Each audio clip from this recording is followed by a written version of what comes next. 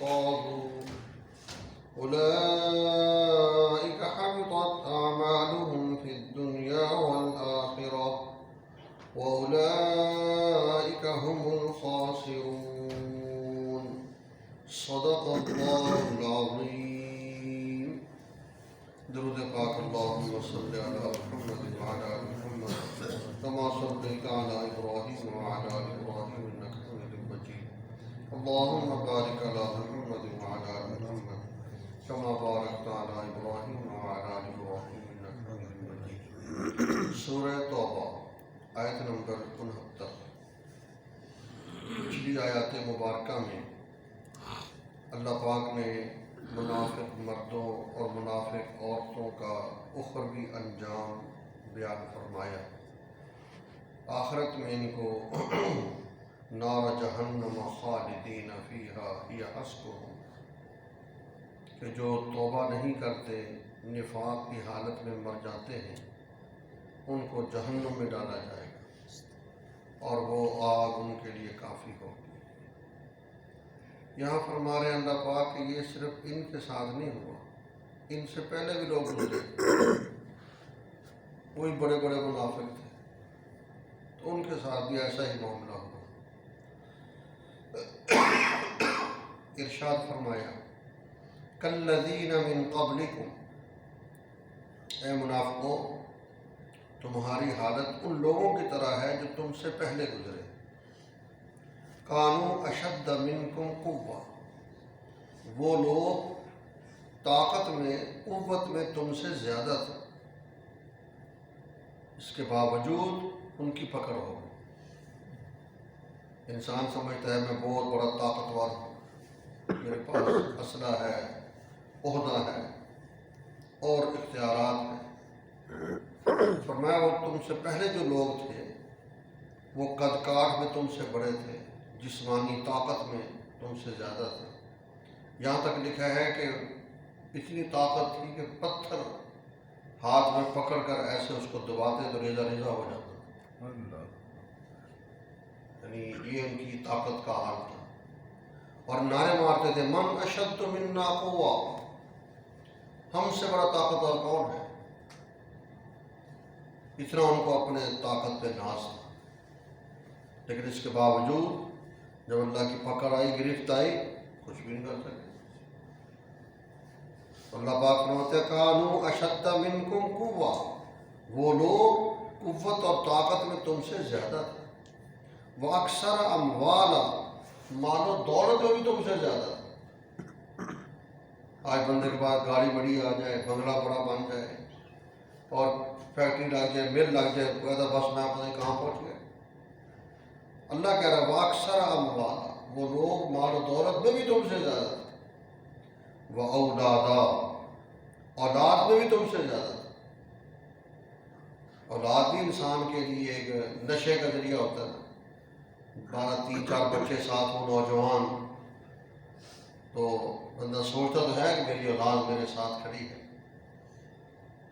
پھر اگر تو وہ فرما بردار بن کے رہے تو بسم اللہ، اور اگر اسی نشے میں وہ نافرمانی کی طرف چلا جائے تو تباہ ہو جائے گا. تو اللہ کہتے ہیں کہ قوت میں، مال و دولت میں، اولاد میں وہ لوگ تم سے زیادہ تھے، اس کے باوجود اللہ کی طرف سے ان کی پکڑ آ، ان کی منافقت کی وجہ سے، نفاق کی وجہ سے. لہذا تم ایسے کام نہ کرو، سچے دل سے توبہ کرو، منافقت چھوڑ دو.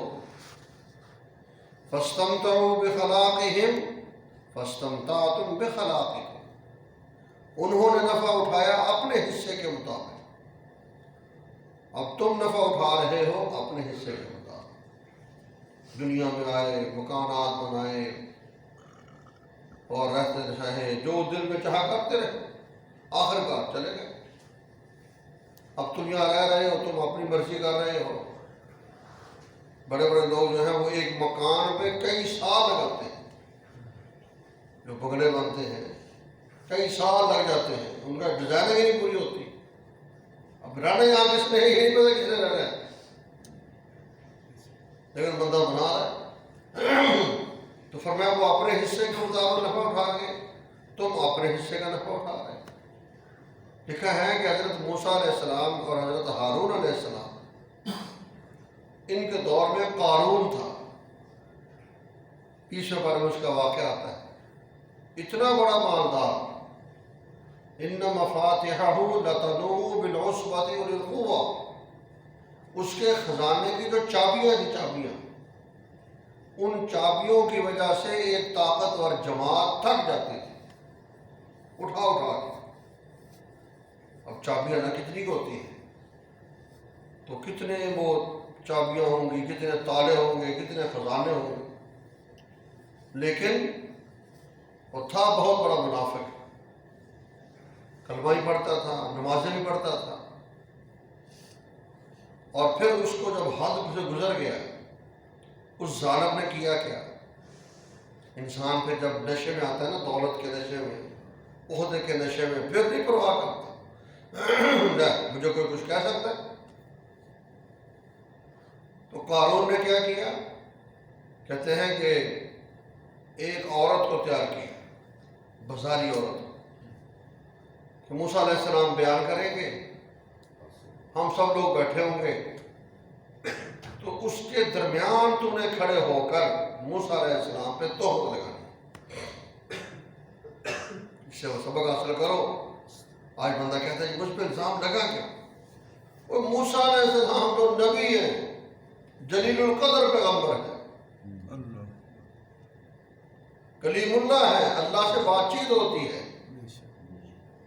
میرے جیسے آپ جیسے لاکھوں ہو جائے تب بھی ان کا مقابلہ نہیں، کروڑوں ہو جائے تب بھی نہیں، وہ نبی ہے، پیغمبر ہے۔ کہتے ہیں جی موسیٰ علیہ السلام نے بیان شروع کیا، کسی جیسے اجتماع ہوتا ہے، درمیان میں عورت کھڑی ہو گئی، بازاری عورت، اور ساتھ اس بے ایمان نے کھڑے ہو گئے الزام لگا دیا، آپ لوگ اس کی بات سن رہے ہو، اس نے میرے ساتھ یہ کچھ کیا ہے۔ اب آپ دیکھو یہ مجمع بڑا ہوا ہو، بڑا مجمع ہو، اور اس میں ایک عورت کھڑی ہو کے اس طرح کی بات کریں، جو ان کے مخلص بندے تھے انہوں نے آگے بکواس کر رہی ہے، لیکن جو پورے سورے تھے بیچارے یا جو منافق تھے انہیں کہنا شروع کیا انسان ہے، کھاتا پیتا ہے، ہو سکتا ہے، نیاز باللہ معذرت، ایسا ہو گیا۔ موسیٰ علیہ السلام پریشان ہو گئے۔ اب اس سے پتہ چلا کہ دیکھو نا، پریشان اور خوشی یہ انسان کی طبیعت ہے۔ اور کیا کیا؟ سجدے میں پڑ گئے، یا اللہ تیرے سامنے حالات ہیں، یہ تو مجھے جلیل کرنا چاہتا ہے، میری مدد فرما، حالات تیرے سامنے ہیں۔ یعنی موسیٰ علیہ السلام جیسا نبی بھی مدد کس سے مانگ رہا ہے؟ اللہ سے، بولو اللہ سے۔ سبق دے دیا، میں مدد کرنے والا کون ہے؟ اللہ۔ دعا مانگ رہے، یا اللہ مدد، یا اللہ کرم، میں کہاں پھنس گیا؟ کہتے ہیں میں دعا کر کے بھی ہٹے بھی نہیں تھے، وہی عورت دوبارہ کھڑی ہوئی اور دوبارہ کھڑی ہو کہتی ہے کہ مجھے معاف کر دو،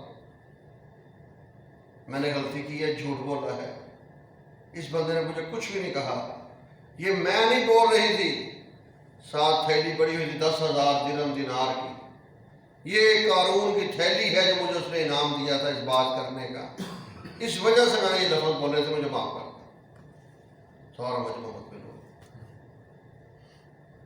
پھر اس قارون پہ عذاب آیا، کہتا اس کا بہت بڑا بنگلہ تھا، اور بنگلے میں آپ لوگ کو پتہ کہ نہیں پتہ، ڈیفینس میں جاؤ، ہر فوجی کے بنگلے میں جو بڑے بڑے افسران ہیں، جنرل میجر، ان کے بنگلے کے اندر چھوٹے چھوٹے گھر بڑے ہوتے ہیں، یہ نوکروں کے، یعنی بڑا اس کا اپنا ہے، باقی پیچھے 2 3 4 اس کے نوکروں کے بنے ہیں۔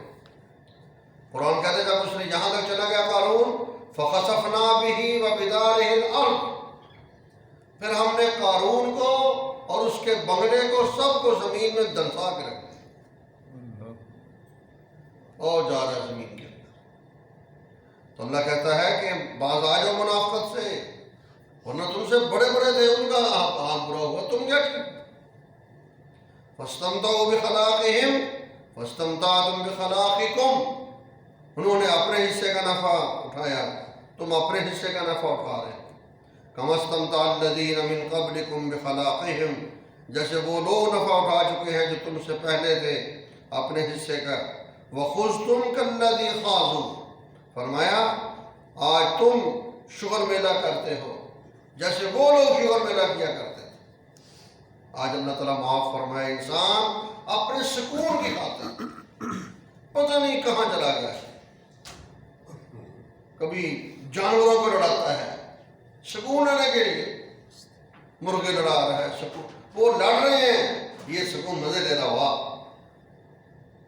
کبھی دیکھا ہوگا آپ نے کتوں کی لڑائی ہوتی ہے، کبھی یہ بیلوں کی لڑائی ہوتی ہے، اور آج تو اتنی آگے چلا گیا کہ انسان لڑاتا ہے. اور ریسلنگ پتہ کیا نام ہوتا ہے اس کا، دو انسان لڑ رہے ہیں آپس میں، مر رہے ہیں، بازو توڑ رہے ہیں، ٹانگیں توڑ رہے ہیں، یہ کھڑے شگر میں لگا مزے لے رہے. استغفر اللہ استغفر. وَخُذْتُمْ كَالَّذِي خَاضُوا، تم شگر میلہ کرتے ہو جیسے وہ لوگ شگر میلہ کرتے ہیں. ایسا نہیں، حد کے اندر انسان کو رہنا چاہیے. اولئک حبطت اعمالهم فی الدنیا والآخرہ، یہی وہ لوگ ہیں جن کے اعمال دنیا آخرت میں ضائع ہو. کافر بھی نیک عمل کرتا ہے، سڑک بنا دی، سڑک پہ مسافر خانہ بنا دیا، وہاں نلکا لگا دیا، یا کوئی غریب دیکھا غریب کا بھلا کر دیا، یا جیسے آج کے دور میں سکول بنا دیا، NGO سکول بناتے ہیں، بچوں کو کتابیں فری دے دی، تعلیم کا نظام فری کر دیا، یہ سب نیکیاں ہیں. لیکن اللہ کیا کہتا ہے، نیکی اس وقت کارآمد ہوتی ہے جب اس میں ایمان ہو اور اخلاص ہو اور سنت کی اتباع ہو. یہ تین چیزیں نیک عمل میں ہوں گی تو فائدہ ہے، ورنہ وہ نیک عمل فضول ہے، دنیا میں اس کا بدلہ مل جائے گا، ختم ہو جائے گا.